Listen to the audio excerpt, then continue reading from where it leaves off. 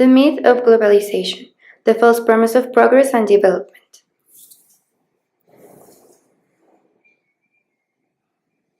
This is the third world, and this is the developed world. You may now wonder how such different worlds may coexist at the same time. Well, for us to understand the present, we must first take a look at the past. This is the story of how today's developed countries reached the state of development and progress that we, as third world countries, so desperately crave. In the beginning, countries were neither poor nor rich. They all walked along the path of development with their own strengths and strategies. However, somewhere along the way, some were able to make it to the top, while others were left behind. Those at the top became the gods of the mountain of development, and as such, they hid their secret formula and launched a series of burdens and obstacles so that those still climbing would never reach the summit. This way, the system was structured in such a way that the less developed countries would have to accept and comply with all the gods' rules and demands. Let's take a better look at these burdens. It could be said that the phenomenon known today as globalization began with the European invasion of America.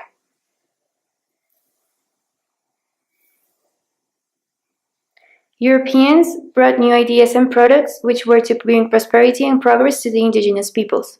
They gave them reason in exchange of gold and emeralds. They introduced them to mirrors and God, in exchange for their bodies and their minds, and most importantly, they gave them civilization in exchange for their souls. This event helped shape the future of power structures that were to determine the relation between the West and the New World. Globalization has been defined as a multiple process of economic, cultural, political, and social interactions that move toward worldwide integration and trade. Globalization is supposed to reduce international poverty, contribute to the spread of technology, add to the profitability of companies and corporations, and build stronger trade ties and dependencies between nations, which allow more products and services to be available, while also lowering costs because of specialization. However, globalization has turned out to be more overwhelming for some countries than others, making them objects rather than subjects of their own history. What was supposed to be an exchange process between equal parts became an imposition on behalf of the strongest. Europe and later the US started imposing their views on politics, market, economics, and trade, and as such implemented both policies and institutions pursuant of neoliberal ideas in the developing world. They promoted free trade and free market as the formula for success and development. They provided guidance through the IMF, the World Bank, and the WTO. However, history shows that this was not the formula developed countries used to get themselves on top. Quite the opposite, Britain and the US used protectionist measures and state intervention to protect their economies and help them grow into what they are today. In this sense, what is being sold to developing countries today is a magic formula that, far from helping them reach the long-awaited summit, maintains the power structure and increases the gap between rich and poor countries. International law has worked as an excellent vehicle for the occidentalization of Latin America and most developing countries. Two key aspects that have contributed to the setback of developing countries are WTO law and international investment law. Imagine yourself as an emerging company in a developing country. You're competing against huge and established multinationals while trying to consolidate yourself in a highly competitive market. In essence, WTO law seeks to break down barriers and liberalize international trade while helping developing countries to take advantage of, adapt to, and mitigate risks arising from new global economic trends. This sounds like a pretty good deal.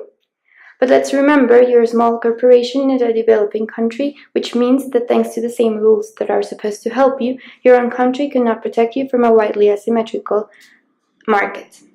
Whether it is a matter of goods and services, intellectual property, or sanitary and phytosanitary measures, the WTO imposes certain obligations, limitations, and prohibitions to developing countries that end up obstructing their paths to progress.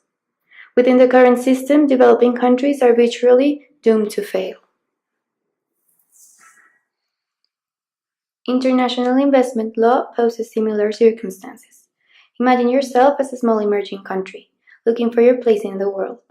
Imagine that a great country, a developed one that you look up to, comes and offers you a deal that protects you both based on a reciprocity principle. Kind of a win-win deal. You happily sign it and feel like the luckiest country in the world. Time passes by, and all the progress and prosperity that you were promised never comes.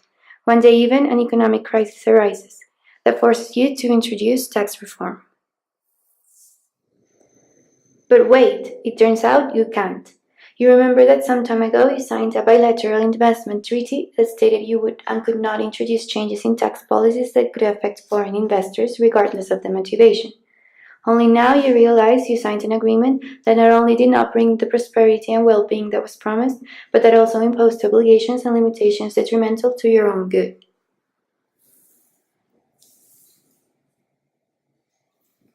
Eventually, the situation becomes critical, and you decide to do the only thing you can: raise taxes.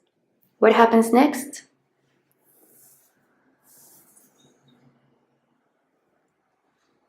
The big country sues you before an international arbitration tribunal, and you're forced to pay billions of dollars.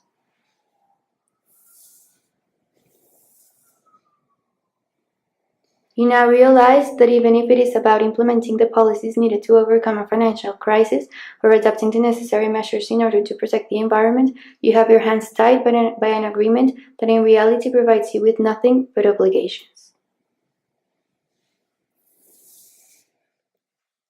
As we have seen, throughout history, the global market has been maintained and strengthened by power structures and measures that harm and weaken developing countries. Globalization and international law have served as instruments to perpetuate the inequality between rich and poor countries. But have the gods condemned us to an endless struggle?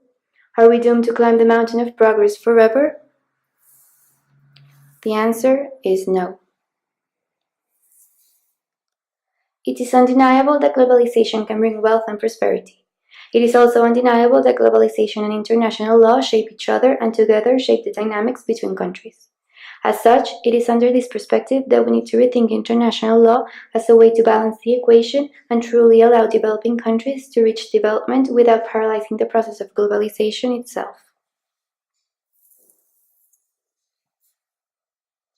However, this development cannot be measured exclusively by European standards. Measuring success based on European experience is on the one hand highly inaccurate and on the other self-demeaning. The only formula that today's system provides is one that Europe didn't actually use. It was only once they got ahead that they started implementing the measures and policies that they vouch for today. Hence, developing countries are emulating a model without realizing that it is specifically designed and built to benefit these God countries and not their characteristics. It is in this sense that it is self-demeaning as well.